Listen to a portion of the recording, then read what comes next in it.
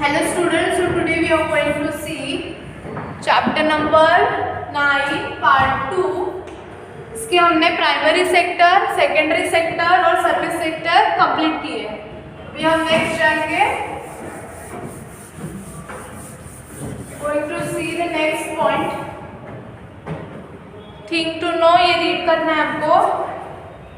जैसे effect of inflation on market on page number 73 is going on. Okay, chapter number 9 page number 73 is going on.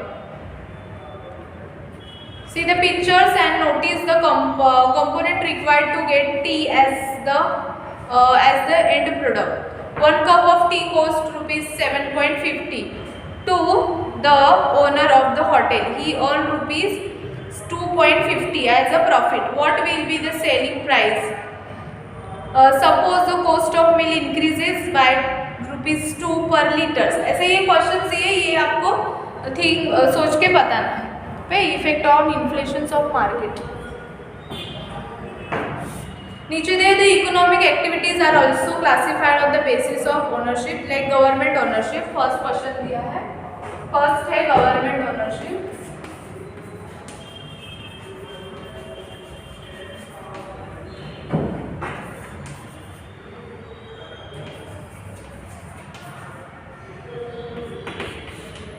First government ownership. The economic activities are also classified on the basis of ownership. The industries which are owned by the government. जो industry कौन देख रहे, own करना मतलब अपनी होना. The industries which owned by the government, जो government की industries है and are run under the policies of the government. और वो government के policy के under काम करती है। जैसे कि गवर्नमेंट स्कूल्स होते हैं, गवर्नमेंट हॉस्पिटल्स होते हैं। ओके, तो वो किसके रूल के हिसाब से सब फॉलो करते हैं, वर्क करते हैं, तो गवर्नमेंट के हिसाब से। तो ये जो इंडस्ट्रीज है वो भी कुछ इंडस्ट्रीज किस में आती है, गवर्नमेंट में आती है। तो वो पूरे जो उनका जो वर्क है वो पूरे गवर्नमेंट के हिसाब से चलाते हैं। Okay, that is called government ownership. Government are the public sector industries.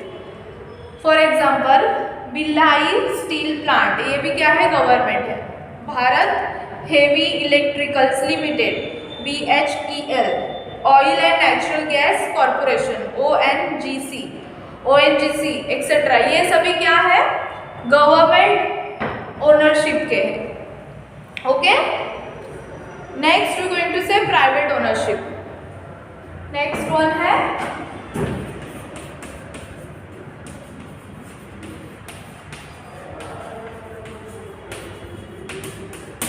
private ownership. The industries which are owned and run by private owner are termed as a private sector unit. For example, Tata Iron and Steel Company Limited, Reliance, Torrent, Cadila, etc. Okay, ये जो है वो private ownership के companies में आते हैं जो privately चलाते हैं। जैसे कि ये Tata iron and steel company, ये उनकी ही प्राइवेट होती है जो चलाने वाला होता है। जैसे कि रिलायंस है, टोरेंटो है, कैडिला है, ये लोग ये प्राइवेट में आता है क्योंकि ये गवर्नमेंट के हिसाब से नहीं चलता। वो जो उनके जो मालिक है वो चलाते हैं। That's why it's called private ownership. Okay, private ownership के एग्जांपल है Tata iron steel company, TSCO, Reliance, Torrent, Cadila. Next है joint sector.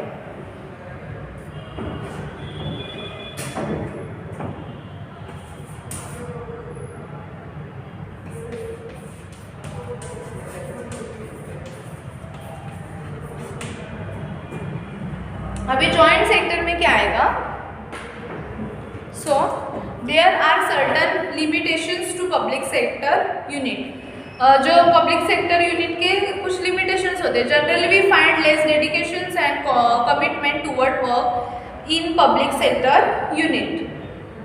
So to control this and to generate sufficient amount of required capitals, the private sectors unit are asked to join the public sector unit. This is known as a joint sector. In this the government enjoy the greater control. तो फिर joint sector क्या होता है? joint के नाम से आपको समझ में में आएगा कि there are certain limitation on public sector unit. Public sector unit में बहुत थोड़े ऐसे लिमिटेशन, मतलब उनके लिए क्या होते हैं, यूनिट्स होते हैं, लिमिटेशंस होते हैं। Generally we find less dedication and commitment toward work in public sector unit. जो पब्लिक सेक्टर यूनिट में क्या होता है, हमें थोड़ा डेडिकेशन वर्क का काम है वो कम दिखता है।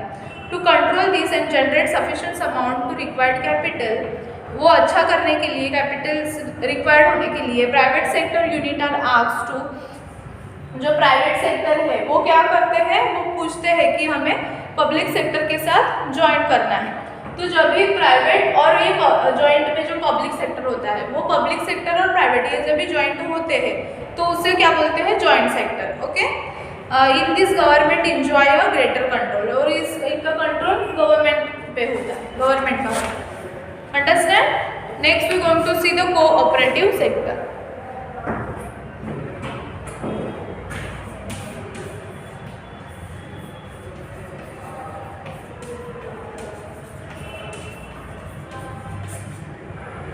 Cooperative sector. There are many people in the country who are not economically very sound. They are not in the condition to start their own small and cottage industry. Such people make cooperative society group where they undertake the manufacturing and selling process. The unit that are started with cooperations of group of people are known as cooperative sector unit. For example, dairy, sugar mill, etc. अभी cooperative sector में कौन आएगा, जहाँ पे ऐसे लोग होते हैं कि उनका इकोनॉमिकली स्टैंड, मतलब उन्हें स्टैंड रहने के लिए नहीं होते। जैसे कि प्राइवेट सेक्टर में आप देखोगे उनका इकोनॉमिक अच्छा होता है, ज़्यादा पैसे होते हैं तो अपना अपना ओनरशिप लेके बड़ी सी कंपनी बना सकते हैं। लेकिन कोऑपरेटिव सेक्टर में क्या होता है, इकोनॉमिकली बैकवर्ड होने के कारण उनको अपना जो भी बिजनेस स्टार्ट करना है उसके लिए उनके पास पैसे नहीं होते, तो उन्हें क्या करना पड़ता है, they are not in condition to start their own small, उनका अपना स्मॉल और कॉटेज इंडस्ट्री स्टार्ट करने के लिए उनके पास पैसे नहीं होते। So such people make cooperative society. So ऐसे लोग क्या करते हैं, लोग ही जिनके पास नहीं है वो ही एक साथ आ जाते हैं और अपना एक ग्रुप बना लेते हैं। They undertake the manufacturing selling process, और वही खुद ही बनाते हैं और खुद ही सेल करते हैं। So this unit are started with the cooperation of group of people. और ये कैसे बना है कोऑपरेटिव सेक्टर, लोगों से बना है। कोऑपरेटिव जो लोग होते हैं वो एक साथ आके एक ग्रुप बना के कोऑपरेटिव सेक्टर में आ जाते हैं। फॉर एग्जाम्पल कौन से हैं, जैसे कि डेयरी वाले लोग, शुगर मिल्स जो स्टार्ट करते हैं वो सभी कोऑपरेटिव सेक्टर में जाते हैं। Get it? नेक्स्ट है classifications of economic activities into organise and unorganise sector. अभी यहाँ पे आपको टेक्स्ट बुक में आप देखेंगे तो क्लासिफिकेशन दिया है कांता और कमल का of economic activities into organised and unorganised sector. Organise और अनऑर्गेनाइज सेक्टर से दो सेक्टर में उन्होंने क्लासिफाइड किया है। ओके, सो हम फर्स्ट देखेंगे Kanta. Kanta work in an office from 9:30 AM to 5:30 PM। अभी कांता ऑफिस में काम करते हैं कितने टाइम तक, 9 से सुबह शाम को 5:30 तक। She get the salary at the end of every month, और उसे अपनी जो सैलरी है वो मंथ के एंड में रेगुलरली मिल जाती है। Apart from salary she is eligible for the benefit of pensions and PPF। और सैलरी के अपार्ट, मतलब सैलरी के साथ साथ उनका पेंशन भी उन्हें मिल जाएगी, बेनिफिट होगा आगे जाके, पेंशन भी मिलने वाले और PPF भी मिलने वाले। She also receive medical allowance and other allowances too। और बाद में उससे मेडिकल अलाउंस से मतलब कुछ भी हो जाता है आगे और हॉस्पिटल में जाना पड़े तो वो जो खर्चा है वो कंपनी से ही मिलता है, उसे मेडिकल अलाउंस बोलते हैं। Kanta get the salary for Sunday to which is a holiday for her. उसे संडे की भी सैलरी मिल जाती है। She has been given the appointment letter which states the rules and regulation for job, and thus Kanta work in an organized sector. Thus Kanta work is an organized sectors अभी classification करके बताया है organise और unorganised में क्या होता है।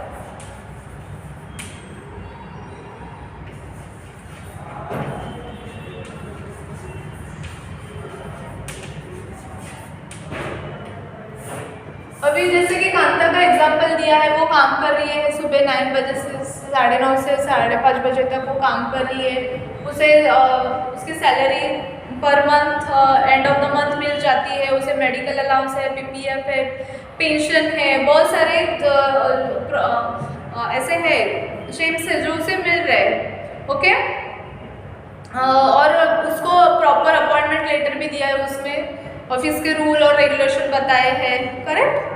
सो वो कहाँ पे काम कर रही है? ऑर्गेनाइज। ऑर्गेनाइज में प्रॉपर पूरा मतलब टाइम टू टाइम और जो प्रॉपर उनको बेनिफिट मिलना चाहिए वो भी दिया जा रहा है। अभी कमल कहाँ पे काम कर रही है? Kamal is a neighbour of Kanta और he work on daily wages in a grocery. अभी कमल जो है वो उनका के बाजू में रहने वाला है और वो कहाँ पे काम कर रहा है? ग्रोसरी शॉप में, दुकान में काम कर रहा है। उसका जो काम है वो डेली वर्क पे है, मतलब वेजेस उसे मिलती है। यहाँ पे उसे इसे सैलरी मिलती है और ये इसे वेजेस मिलते हैं। अभी वेजेस और सैलरी में क्या फर्क होता है? Salary and of the month मिलती है और वेजेस होता है वो डेली, मतलब आप जैसे एक दिन का काम खत्म हुआ, आपको एक दिन का काम, आपका एक दिन का जितना होता है उतना पैसा दिया जाएगा, उसे वेजेस बोलते हैं। तो वो एक ग्रोसरी में काम कर रहा है और उसे रोज के टाइम पे पैसे मिलते हैं।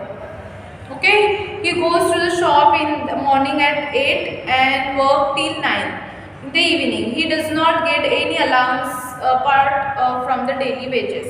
He is not paid for the day he does not go to work. He does not get any paid holiday. He also not receive any appointment letter and his boss can tell him to leave the job at any point of time. This Kamal work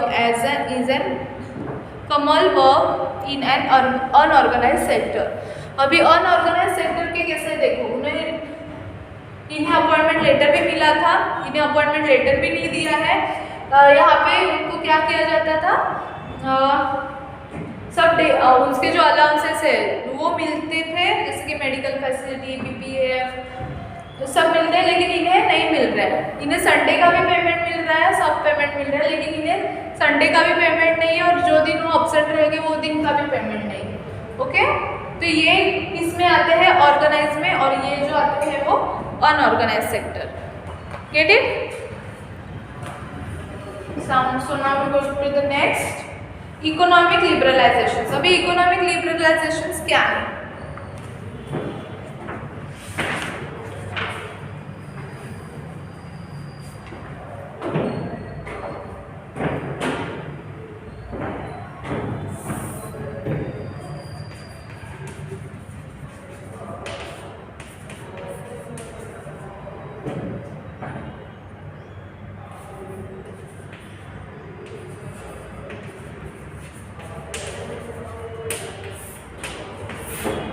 Economic liberalizations. The government has brought about certain changes in its economic policy so as to maintain its peace with the developing world and make in India a developed nation. Liberalisation मतलब क्या होता है कि ऐसे नियंत्रण से ढील देना या उन्हें हटा देना कि जिससे देश के आर्थिक विकास को बढ़ावा मिले। ओके, जैसे the government has brought about certain changes in economic policy so it is maintain it pace with the developing world. मतलब पहले ऐसे कोई गवर्नमेंट पॉलिसी होती है लेकिन उसमें बाद में चेंज किया जाता है कि कंट्री का डेवलप हो, मतलब वो पॉलिसी में कुछ सुधार लाना, उसे क्या बोलेंगे? लिबरलाइजेशन बोलेंगे इकोनॉमिक पॉलिसी में। Okay, in accordance the policy of liberalization was adopted in the year 1991. The policy of liberalization liberalization की पॉलिसी कभी स्टार्ट की, अडॉप्ट की? 1991। ये ईयर आपको याद रखना है। According to this policy, certain regulations related to manufacturing and trade and commerce were removed.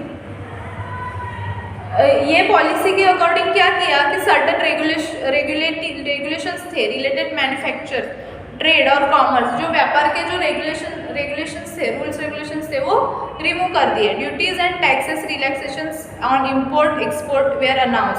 जो टैक्सेस लिए जाते थे, मतलब जो कर लिए जाते थे कोई भी प्रोडक्ट के ऊपर, वो इंपोर्ट और एक्सपोर्ट के, वो सभी क्या किए, कम किए. वेयर अनाउंस स्टार्ट किए. Duties and taxes relaxations on import export were announced. The process of establishing a new manufacturing unit was made simpler. As a result, India has been able to keep peace in the world in terms of productions and trade and commerce. It also generated more employment opportunity. और इसकी वजह से बहुत सारे employment opportunity भी start हुए. समझ में आपको इकोनॉमिक लिबरलाइजेशंस मतलब क्या किए, एक सर्टन पॉलिसी स्टार्ट की 1991 को और उसमें सुधार किए गए जो भी पॉलिसी थी इकोनॉमिक में, और कुछ रेगुलेशन वो हटा दिए है. टैक्सेस जो कोई भी प्रोडक्ट चला जाता है और आ जाता है, मतलब देश के बाहर जाना, इंपोर्ट एक्सपोर्ट जिसे बोलते हैं, उस पर टैक्सेस अनाउंस किए. और इसकी वजह से क्या हुआ, बहुत सारे लोगों को एम्प्लॉयमेंट में मिलना स्टार्ट हो गया. Next we are going to see privatizations.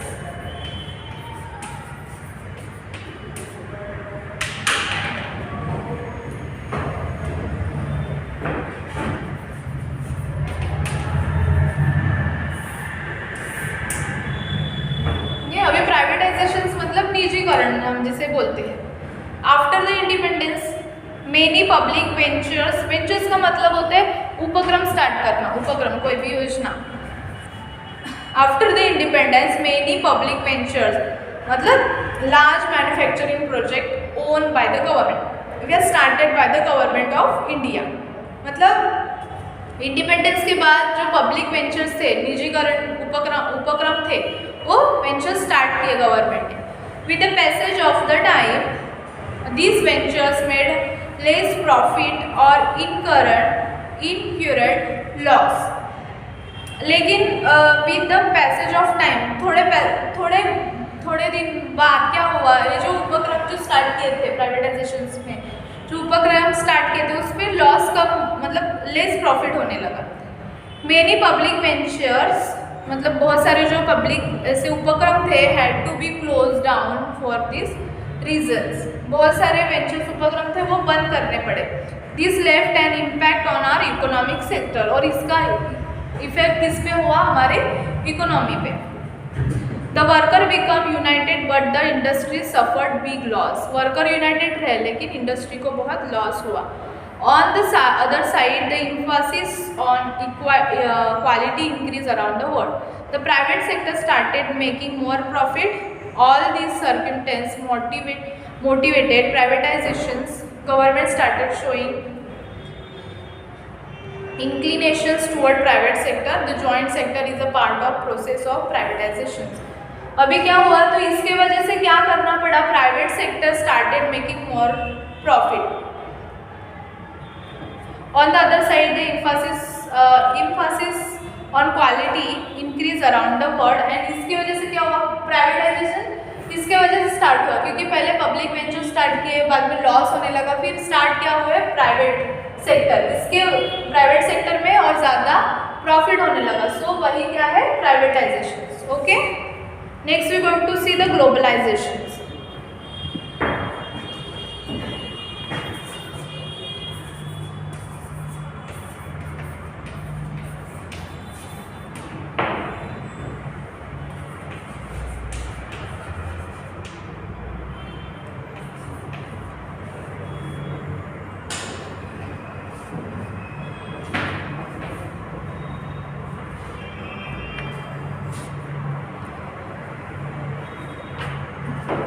अभी हम देखेंगे ग्लोबलाइजेशंस.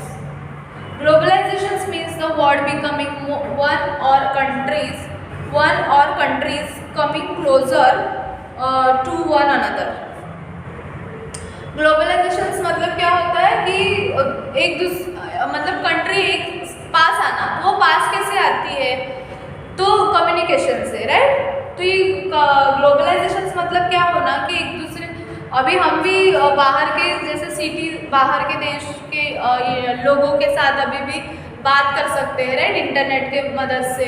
तो हमारी जो कंट्री है अभी कैसे पास आ रही है, ट्रेड भी हम लोग बाहर के देश से डायरेक्टली करते हैं, राइट, गवर्नमेंट करती है। तो इससे क्या हो रहा है, मतलब एक दूसरे के अभी हम लोग बहुत पास आने लगे, इतने दूर होके भी।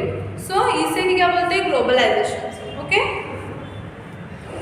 Due to the globalisation any country of world can trade with another country easily. और ये ग्लोबलाइजेशन की वजह से क्या हुआ है, कोई भी कंट्री एक दूसरे के साथ अभी व्यापार कर सकती है, ट्रेड कर सकती है। It integrate the market and production unit of various country. The process of growing international relations and the integrations of market across the world is globalization. The unique revolutions in the field of information technology has stimulated globalization. The unique revolutions in the field of information technology, अभी मैंने बताया कि IT sector में इतना revolutions हो चुका है कि वो ग्लोबलाइजेशन को क्या करती है, स्टिमुलेट करना मतलब प्रेरणा देती है, मतलब बढ़ाती है। द वर्ल्ड ट्रेड ऑर्गेनाइजेशंस, जिसे WTO कहते हैं, वो WTO world trade organisation establish in 1995, कभी एस्टेब्लिश हुई 1995। Common era CE is working toward promoting and fostering globalisation. जो वर्ल्ड ट्रेड ऑर्गेनाइजेशन से क्या कर रही है, प्रमोट कर रही है फोस्टरिंग ग्लोबलाइजेशन। अंडरस्टैंड। सो यहाँ हमने क्या भी देखा, ग्लोबलाइजेशन। अभी उसके इफेक्ट देखेंगे, ग्लोबलाइजेशन के इफेक्ट क्या है।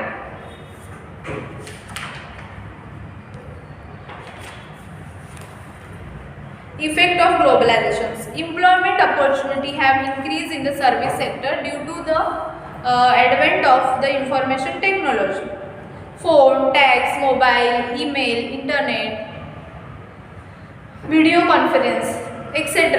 are some of the revolutionary tool of information technology. Information which transfer information faster and at a low cost.